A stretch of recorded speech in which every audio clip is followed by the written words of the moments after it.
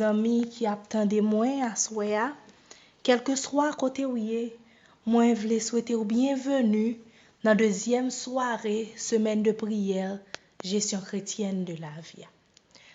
Pour asseoir avec vous, c'est sœur Emmanuela Timothée Saint-Victor et moi voulais remercier bon Dieu de ce que les choisi pour capable présider première partie de prière là. Pour nous capables commencer, m'a invité nous à chercher ensemble le numéro 131.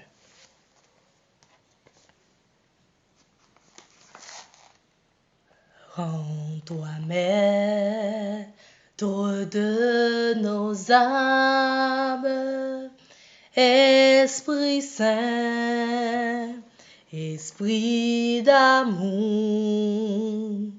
viens de terre, divine flamme, nous embrasse et en ce jour, oh viens, Esprit de Dieu, fais-nous sentir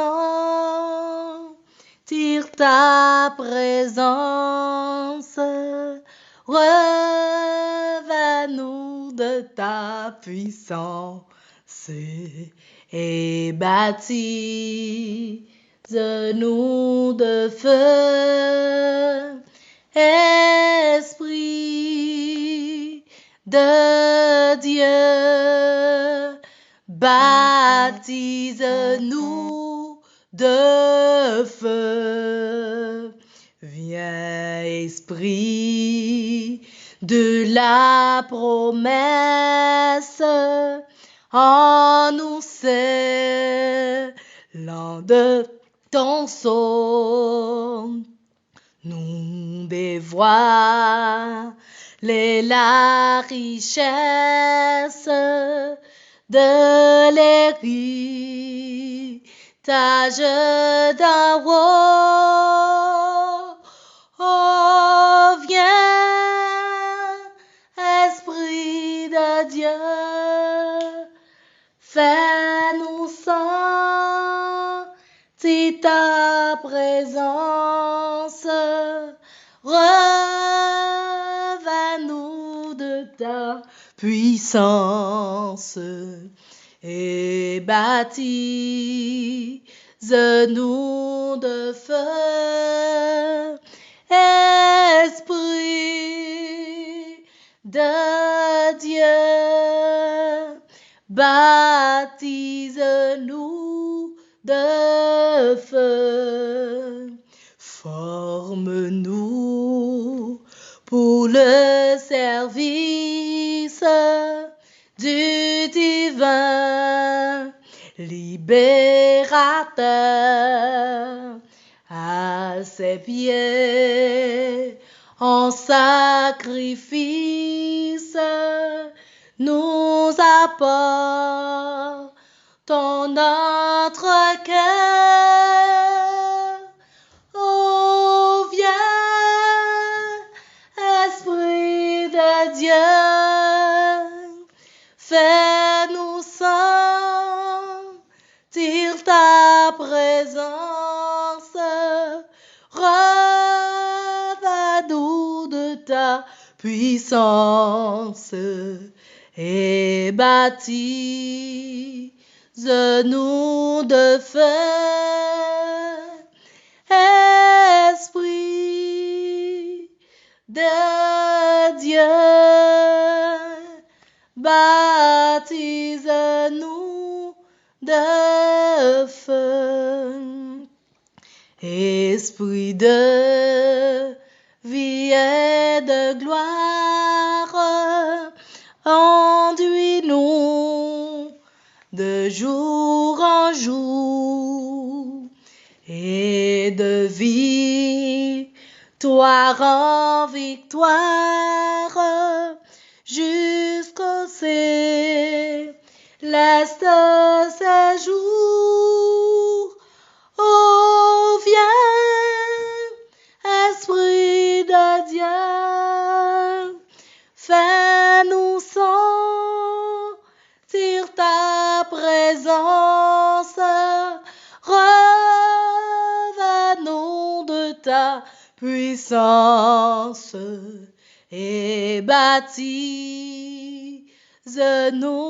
de feu, Esprit de Dieu, baptise-nous de feu. Amen. Permettez-nous à chercher ensemble le psaume 32.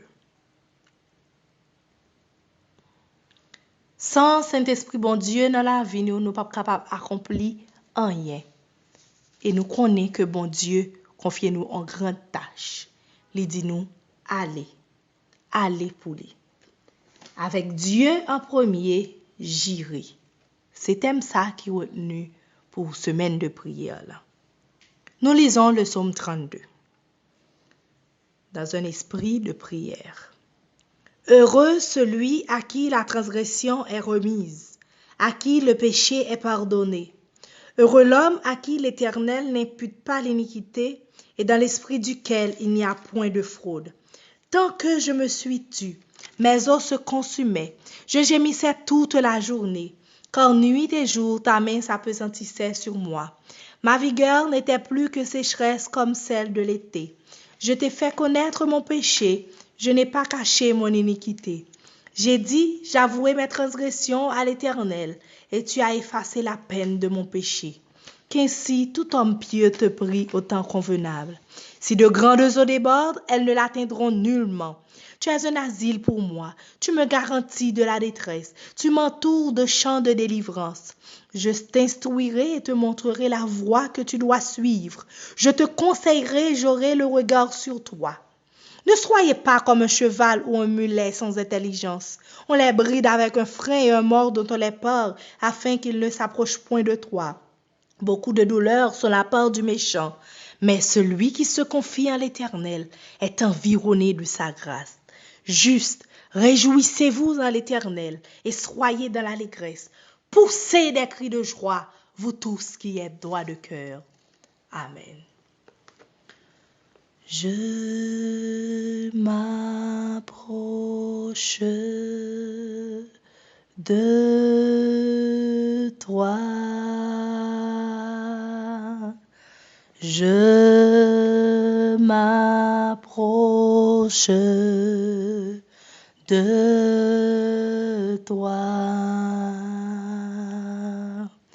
Source de vie, source de vie, mon sauveur, bénis-moi. Nous prions le Seigneur dans le secret.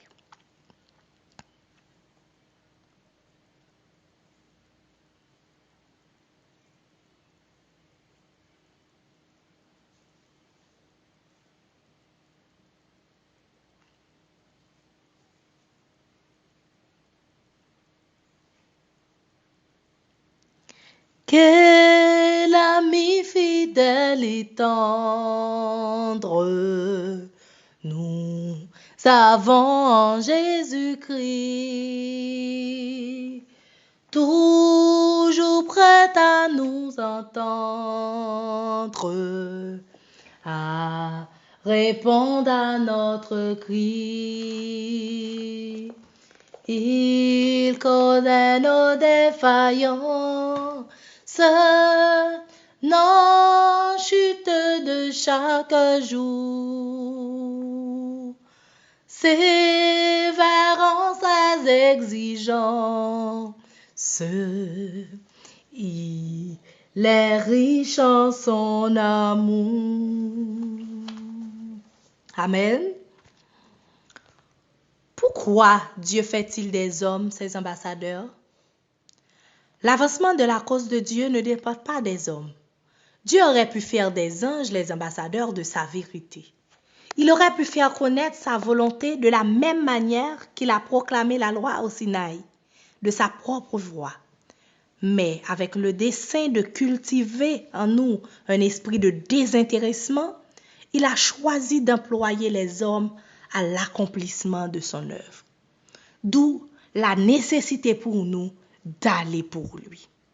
Chers frères et sœurs, chers amis, pour prédisposer nous à tendre prédication par frère James Edwin Woolley, n'a exécuté ensemble d'un cœur joyeux le numéro 80.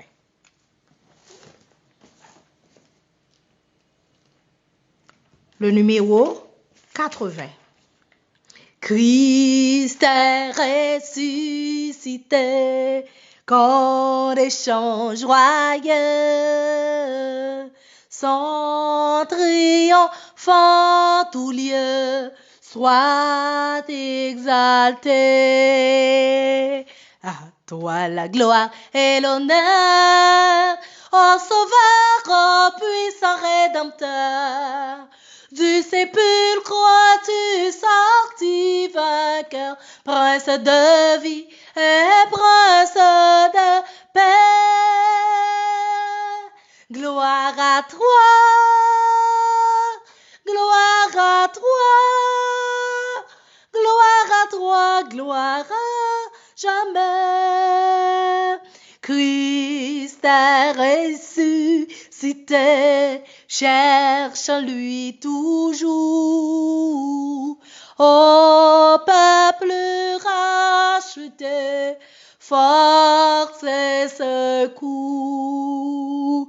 À toi la gloire et l'honneur, ô Sauveur, ô puissant Rédempteur. Du sépulcre tu sortis vainqueur, prince de vie et prince de paix. Gloire à toi, gloire à toi, gloire à toi, gloire à jamais.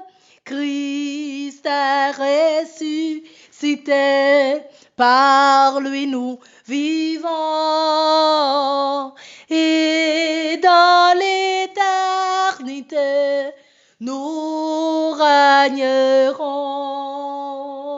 À toi la gloire et l'honneur, ô Sauveur, ô puissant Rédempteur. Du sépulcre tu sortis vainqueur, prince de vie et prince de paix. Gloire à toi, gloire à toi, gloire à toi, gloire à jamais. Amen. Toute la gloire est à Dieu. Et maintenant, prédisposez-vous à entendre la prédication de ce soir avec l'ancien James Edwin Woolley. Frères et sœurs, amis internautes, chers auditeurs, bonsoir. Nous, dans la deuxième soirée, semaine de prière sur la gestion chrétienne de la vie, et qui vient pour thème avec Dieu en premier, j'irai. Il a utilisé un matériel qui est préparé par la conférence générale. Hier soir, nous devons chercher d'abord. Qui ça pour nous chercher d'abord? Selon les paroles de Jésus lui-même, c'est le royaume des cieux. Pour mettre Dieu en premier, nous devons chercher le royaume. Et nous te réfléchis sur qui est bon Dieu est, sur qui raison qui fait nous devons reconnaître que l'Église est première place et rendre première place dans la vie. Et nous te prenons un engagement enfin. Mais pour nous chercher le royaume, pour bon Dieu avec nous, pour bon Dieu prend première place dans la vie, nous, pour nous rendre les premières places là, nous gagnons une lutte quotidienne pour nous mener. C'est ça que fait, jeudi, sujet nous pour centrer autour de lutte ça que nous gagnons pour nous mener contre un problème qui a affecté le monde en général, qui a affecté l'Église du Seigneur, qui a affecté nous chaque qui a entendu là, qui a affecté moi. Le problème, non, dire l'égoïsme. Qu'est-ce que l'égoïsme? Sinon, faire une petite recherche, nous avons une définition ça sous mot égoïsme en français. L'égoïsme, c'est un attachement excessif à soi-même qui fait que l'on recherche exclusivement son plaisir et son intérêt personnel. Égoïsme, c'est un gros attachement que nous gagnons à nous-mêmes et attachement ça fait que ça n'a cherché plus c'est plaisir, c'est intérêt, c'est ça qui fait nous bien seulement, c'est ça nous a cherché. Mais nous connaissons, problème ça, son problème qui sortit loin, son problème qui vient avec la rébellion même de Lucifer. Et les nous appelons dans Ésaïe 14, verset 14, verset 13 et 14, qui décrit rébellion ça.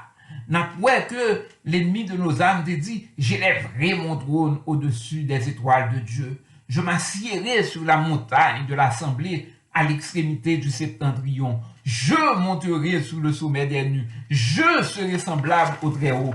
Mes amis, n'a noté répétition je a. Lucifer était centré sous lui-même, sous tête lui. C'est je. Et je ça le fait. Il était le plus haut que le créateur. Il est tellement centré sous tête lui. Il finit par oublier que c'est une créature. Il voulait monter. Mais, nous connaissons la suite de l'histoire. L'Éternel est tout puissant. Eh bien, finalement, Lucifer a été chassé du ciel. Il a été chassé du ciel. Mais il a contaminé le monde par la suite avec son égoïsme. Et c'est avec même germe égoïsme, ça, il tentait Adam avec Ève. C'est avec même germe égoïsme, ça, il continuait tenter les hommes, les femmes, les garçons, les filles, les enfants de Dieu, tout au cours de l'histoire de l'humanité. Et c'est ça que fait. Les gens regardent le monde là. Égoïsme, son bagage qui caractérise actuellement. Et toute sphère dans le monde là, où tu as dit contaminé par l'égoïsme. Et si nous apprenons un exemple, nous aimons en pile, nous utilisons en pile dans l'ère moderne, dans l'ère côté la technologie a développé de plus en plus, c'est les réseaux sociaux. Nous connecter sur les réseaux sociaux, mais sans nous pas rendre compte, très souvent, les réseaux sociaux, ça a véhiculé des valeurs qui promouvoient l'égoïsme. Il a véhiculé des valeurs qui font notre vie plus égoïste. Valeurs, ça y encouragent nous pour nous mettre tête nous en valeur. Yo ba nous impression que nous c'est mettre tête nous fait ça nous voulons, nous habiller chant nous voulons, nous dit ça nous voulons. Faut nous montrer visage nous, faut nous montrer comment nous bel garçon, belle fille, nous voulons élever tête nous. Attention. Très souvent, dans l'ère moderne, ça, nous connecter sur les réseaux sociaux, eh bien, connexion, ça, malheureusement, si nous pas faire attention, il a fait égoïsme augmenter. Mais c'est pas seulement sur les réseaux sociaux, c'est dans le monde que valeur qui promouvoit, c'est réussir à tout prix, c'est prendre plaisir nous, c'est ensemble de valeurs, ça, qui caractérise le monde là. Mais hier, nous te ouais, bon Dieu gagne la première place. Et chrétiens qui voulaient rendre à bon Dieu première place là. Nous-mêmes qui voulons des citoyens du royaume de la grâce, c'est une obligation que nous gagnons pour lutter contre maladie ça, contre virus ça, contre pandémie ça, qui est l'égoïsme. Au lieu nous connecter pour nous devenir plus égoïstes, je veux dire, à souhait, m'a proposé nous, pour nous avoir l'autre type de connexion. qui a fait nous porter la victoire sur l'égoïsme. C'est pour ça, petit message à soi, c'est se connecter pour vaincre l'égoïsme. Se connecter pour vaincre l'égoïsme. M'invitez-nous, font cours de prière. Éternel Dieu Tout-Puissant, nous remercions parce que nous privilège ça pour nous pied à soi. Alors que la lutte entre le bien et le mal fait rage. Nous demandons pour venir prendre première place dans la vie, nous, pour nous la victoire sur l'égoïsme, pour parler dans le cœur, pour transformer nous en vrais citoyens du royaume de la grâce qui chaque jour apporte victoire sur le virus égoïsme. Nous prions, non pas parce que nous disons, mais c'est un nom précieux Jésus-Christ sauveur nous. Amen. Apôtre Paul, il dit nous comme ça dans 2 Timothée chapitre 3 verset 1 à 5. Sache que dans les derniers jours, il y aura des temps difficiles, car les hommes seront égoïstes, amis de l'argent, fanfarons, hautains, blasphémateurs, rebelles à leurs parents, ingrats, irréligieux, insensibles, déloyaux, calomniateurs, intempérants, cruels, ennemis des gens de bien, traîtres, emportés, enflés d'orgueil, aimant le plaisir plus que Dieu, ayant l'apparence de la piété, mais reniant ce qui en fait la force. Éloigne-toi de ces hommes-là. Ce texte est une description de l'environnement social et spirituel des derniers jours. Les texte ça, amis auditeurs, chers internautes, frères et sœurs de Béthanie, frères et sœurs de la communauté adventiste d'Haïti, est-ce que nous parlons de description ça autour de nous-mêmes? Est-ce que nous parlons dans le travail, dans l'école, dans tout milieu, et même à l'église, malheureusement? Il est intéressant de noter que l'égoïsme est le premier sur la liste des principales caractéristiques des derniers jours. William Barclay considère que cette place n'est pas une pure coïncidence. Ce n'est pas par hasard que la première de ces qualités sera une vie centrée sur soi. Paul a une liste caractéristique de monde qui vivent dans les derniers temps. Et premier, là, c'est l'égoïsme. Et l'égoïsme est caractérisé par une vie qui est centrée sur soi. Une vie qui est centrée sur lui-même. Et adjectif qui est employé, c'est philotos, qui signifiait amoureux de soi. L'amour de soi est le péché fondamental d'où découlent les autres.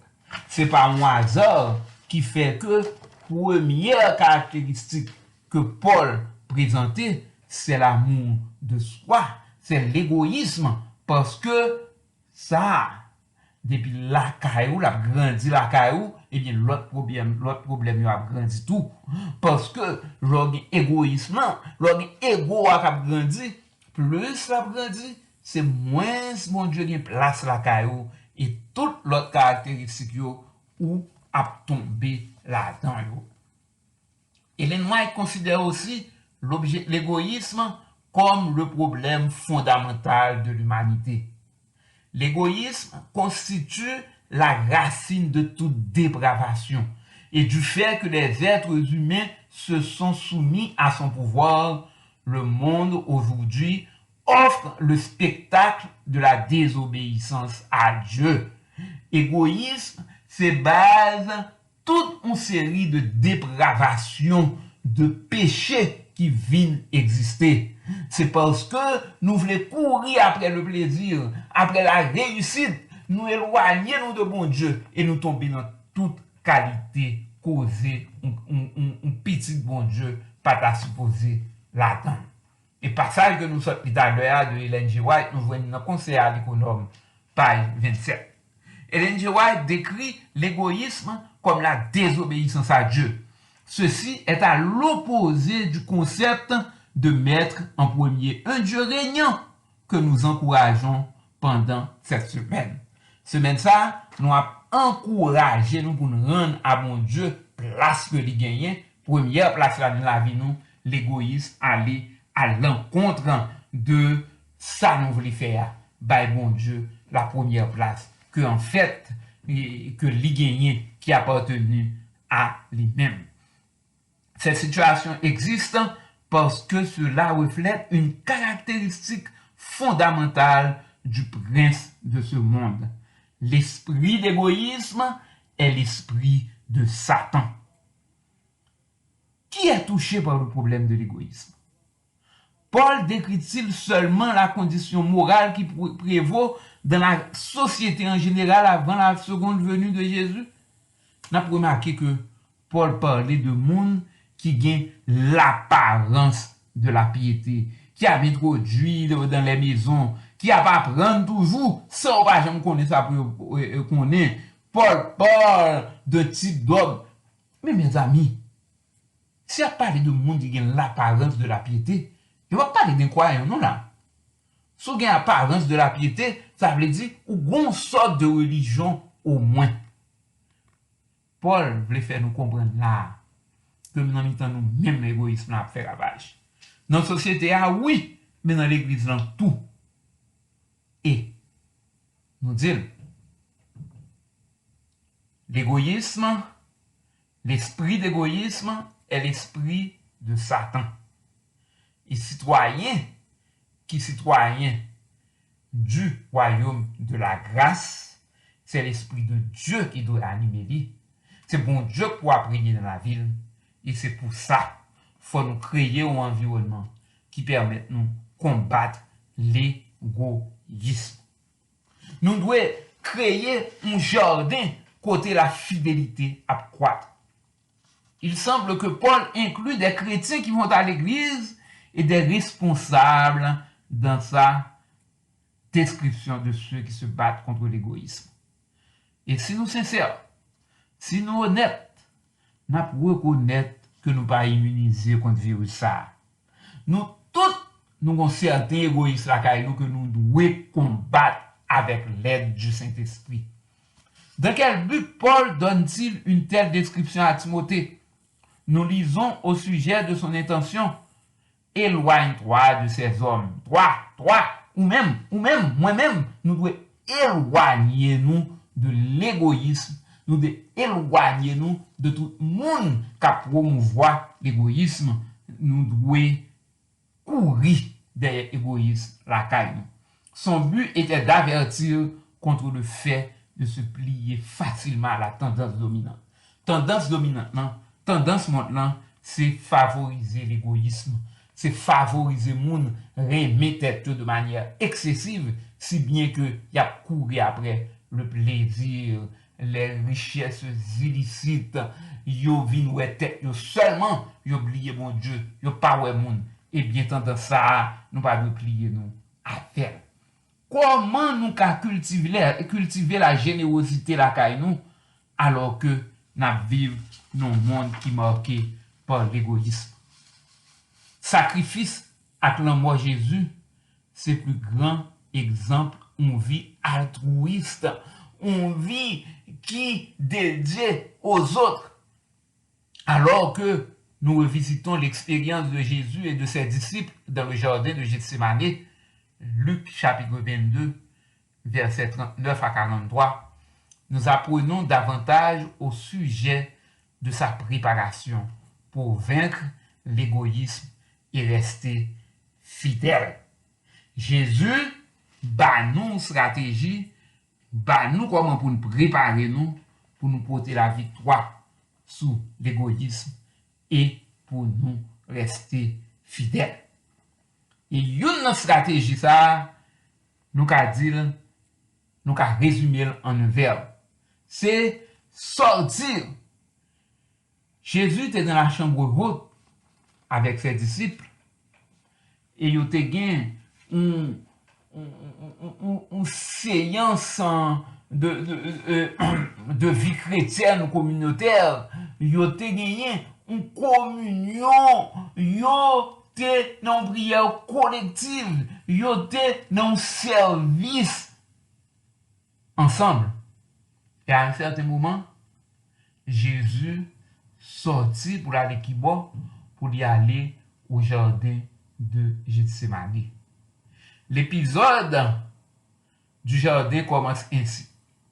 Après être sorti, il alla, selon sa coutume, à la montagne des Oliviers. Ses disciples le suivirent. Luc 22, verset 39. L'expérience du jardin ne peut s'accomplir que lorsqu'il y a une sortie. D'où venait-il ce jeudi soir? De la chambre haute et de la cité de Jérusalem. Il passait un bon moment à adorer en tant que groupe dans la chambre haute et Jérusalem était le centre de la célébration durant cette saison de l'année. Mais Jésus paraît là, net, alors que vous avez adoré ensemble, vous étiez en communion ensemble. Mais il sorti. Pour qui ça? Parce que tu as gagné événement ça, qui c'est un point culminant dans l'histoire du plan du salut qui t'a passé. Faut Jésus est sorti pour l'aller dans le jardin. Nous-mêmes, nous devons apprendre que gain délai, faut nous sortir de routine nous. Faut nous sortir de notre activité quotidienne nous pour nous aller spirituellement dans le jardin. Pour nous aller de côté nous ka gain un environnement pour nous exercer nous dans la prière, pour nous exercer nous dans la victoire contre l'égoïsme. Jésus t'est sorti dans un but précis. Eh bien, nous-mêmes, non seulement faut nous sortir de routine, de l'activité quotidienne, mais nous faut nous sortir dans un but précis. Vacances, jours fériés et jours de repos sont des pauses courantes dans la vie de plusieurs. Tout le monde qui travaille remet vacances. Tout élève, l'école remet jours fériés. Jour important, jour rafraîchissant. Cependant, la sortie de Jésus avait un but différent. Lorsqu'il fut arrivé dans ce lieu, il leur dit, priez afin que vous ne tombiez pas en tentation. Jésus sortit avec un groupe de disciples, mais dans un but précis. Il voulait prier parce que la prière est la clé de la victoire dans la lutte entre le bien et le mal. La prière est la clé de la victoire contre l'égoïsme. Quelle pouvait être la tentation de Jésus à ce moment? De penser à lui ou de se préserver. Jésus t'a fait le plus grand sacrifice, mais ennemi en vient tenter. Comment? Il essayer, vient décourager, il essayer, vient faire quoi? Ah, ouais, bah, il veut pour mon zéro, pense à la tête ou plutôt. Mais Jésus t'est venu mourir pour nous. Dans ces circonstances, comme auparavant, Jésus passait toute ville sous terre pendant que il était fait l'homme sous terre, il a sacrifié pour nous. Et dans le moment ça, dans le moment sublime ça, pour le faire le sacrifice ultime, pour le faire ville pour nous, ennemi a essayé de détourner le sacrifice ça. Ennemi a essayé de faire penser à tête. Nous sommes égoïsme, penser à tête. Ennemi a osé essayer de mettre virus ça à Jésus. Mais Jésus portait la victoire parce que il allait en prière. Ellen White parle du choix que nous devons faire pour résister à la tentation. Il faut dominer les circonstances et non pas être dominé par elles. Mettons-les à profit. Servons-nous-en comme d'instruments de travail. Asservissons-les, mais ne nous laissons jamais asservir par elles. Circonstances ne pas quitter ou dominer nous. Même si circonstances, il y a porté l'égoïsme, il y a porté toute l'autre cause qui pas doué car un chrétien, nous pas doué quitter yo, dominer nous. Jésus se rendit au jardin pour prier. Le verbe prier vient d'un mot composé grec, proseuxomai, ou pros signifie vers, échange, et euxomai, désirer, prier. La prière est littéralement un échange d'idées, de vœux et de sentiments entre l'humanité et Dieu. La prière, son échange d'idées, son échange vœux et sentiments entre l'humanité et bon Dieu. La prière, son conversation que nous gagnons avec l'Éternel. Et nous connaissons dans le domaine informatique, sous ordinateur, il y a ça par feu que vous mettez sur ordinateur, son programme qui protège l'ordinateur de virus, d'attaques externes, de piratage. Eh bien, prière, c'est par feu nous, qui empêche virus, tentation, corrompre système nous. C'est par feu nous, qui empêche égoïsme, vient détruire nous. La prière annule les attaques les plus virulentes. Nous ne devons pas chuter. Nous ne devons pas chuter dans le péché. Mais nous parlons de la prière. Nous, Jésus te sorti en prière collective. Après ça, il sorti dans le jardin. Les disciples ont prié. Et puis, lui-même, il a prié pour contre lui. Non, lutte, non. Il est important pour nous pratiquer la prière seul à seul.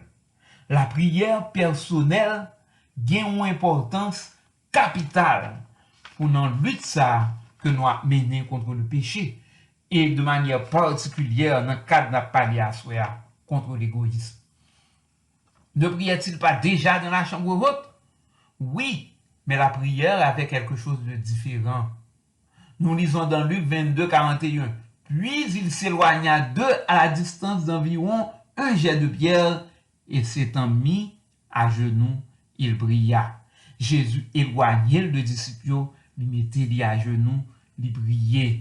Mais exemple Jésus bah nous pour nous remporter la victoire. Victoire contre l'égoïsme, n'a venu sous deux genoux nous dans connexion à l'Éternel. Nous devons connecter nous à l'Éternel dans la prière personnelle pour nous porter la victoire sur l'égoïsme. Jésus ne demanda pas à ses disciples de joindre des mains pour commencer une nouvelle session de prière en groupe. Ils étaient sortis une soirée d'adoration en groupe dans la chambre haute. Mais Jésus t'a préparé le cognac pour une session de prière personnelle. Une vie ponctuelle de prière fréquente en public ou en groupe ne compense pas l'action de prière personnelle. Même si nous prions souvent en groupe, même si nous marchons dans toute jeûne, dans toute réunion prière qui gagne, ça n'a pas compensé prière, absence prière personnelle. Nous devons chaque jour, personnellement, parler à l'Éternel. Implorer le secours divin, implorer la présence du Saint-Esprit pour remporter la victoire dans cette grande lutte dans laquelle nous sommes engagés. La prière personnelle donne une occasion unique pour celui qui prie. Jésus t'est tenté. Tentation, c'est pour t'apprendre à tête pour que lui renoncer à sacrifice que tu as fait pour nous. Mais songez prière, Jésus fait. Père, si tu voulais éloigner de moi cette coupe, toutefois, que ma volonté ne se fasse pas, mais la tienne. Jésus dit, papa, dans la prière personnelle, que volonté, nous t'as aimé si possible pour couper ça éloigner de lui-même. Mais fait que c'est pas volonté qui fait, mais fait que c'est pas vous. Les mots de la prière secrète de Jésus sont ici révélés. Jésus nous donne un exemple formidable. Et la prière personnelle permet nous font vidange la caille. Nous connaissons monde qui a machine, il a fait service, il a retiré l'huile, son huile sale, il a retiré. Eh bien, tout ça pas bon la caille nous, y compris l'égoïsme, eh bien, la prière permet vidange ça fait. La prière personnelle est efficace pour nous transformer en vainqueurs, mais Dieu ne force personne à s'engager dans la prière personnelle. La prière personnelle est capitale pour nous remporter la victoire. Mais bon Dieu pas forcer nous pour nous entrer là-dedans. Il fait nous comprendre l'importance. Il bat nous l'exemple lui-même. Mes frères, mes sœurs, on nous suit l'exemple Jésus. Malheureusement, plusieurs choisissent les alternatives comme les premiers disciples. Après avoir prié, il se leva et vint vers les disciples qu'il trouva endormis de tristesse. Et il leur dit, pourquoi dormez-vous? Levez-vous et priez, afin que vous ne tombiez pas en tentation. Mes amis, pas gagner alternative à la prière personnelle. À soir, Jésus dit nous, levez, priez pour que nous pas tomber dans la tentation. Jésus dit nous, levez, priez, parce que si nous pas lever, nous pas prier, nous pas porter la victoire sur l'égoïsme. Mes amis, l'égoïsme est le trait de caractère prédominant qui prévaut dans la société, dans l'Église et même dans la vie du croyant. L'égoïsme est là, mais nous ne devons pas accommoder dans la situation. Ça. Par l'Esprit, nous devons porter la victoire sur l'égoïsme. Nous avons un conseil de Pierre, l'endormi. Pierre, dormi de branne dans le jardin. Mais, l'elle va conseiller ça, elle n'a pas dormi encore. L'elle dit nous, soyez sobres, veillez. Votre adversaire, le diable, rôde comme un lion rugissant, cherchant qui il dévorera. Pierre dit nous, faut nous sobres, faut nous veiller, parce que l'adversaire là veut à rôder pour le faire nous tomber. Et nous n'avons jamais le faire tomber, hein. C'est avec l'égoïsme. Si nous voulons vaincre l'égoïsme dans cette génération actuelle, notre première stratégie devrait être de cultiver notre propre jardin de prière personnel. Nous devons un jardin spirituel pour nous à rencontrer Jésus chaque jour. Chaque jour, nous devons quitter la routine quotidienne pour que nous allions dans un lieu seul à seul, à bon Dieu. Côté dans un jardin, dans un environnement, côté l'Éternel a permis de nous croître pour nous remporter la victoire sur le péché, pour nous remporter la victoire sur l'égoïsme. Jésus nous donne la solution pour remporter la victoire sur l'égoïsme. Et face à cette solution que Jésus nous donne, quel est notre engagement ce soir? Face à la solution, ça Jésus propose nous. Qui ça engagement nous y à soi? Eh bien, mes frères, mes sœurs, mettons de côté les premiers moments de chaque jour pour communier avec le Seigneur à travers la prière, l'étude de la Bible, l'esprit de prophétie et la leçon de l'école du sabbat, et aussi par l'adoration en famille, mais également, comme nous l'avons dit, en cultivant la prière personnelle. Chaque jour, parlons à notre Sauveur. Chaque jour, invoquons son secours. Chaque jour, demandons-lui la victoire sur le péché, sur l'égoïsme et par l'esprit. Il nous rendra vainqueurs et ainsi nous pourrons dire avec Dieu en premier, j'irai, j'irai, j'irai, que l'Éternel vous bénisse.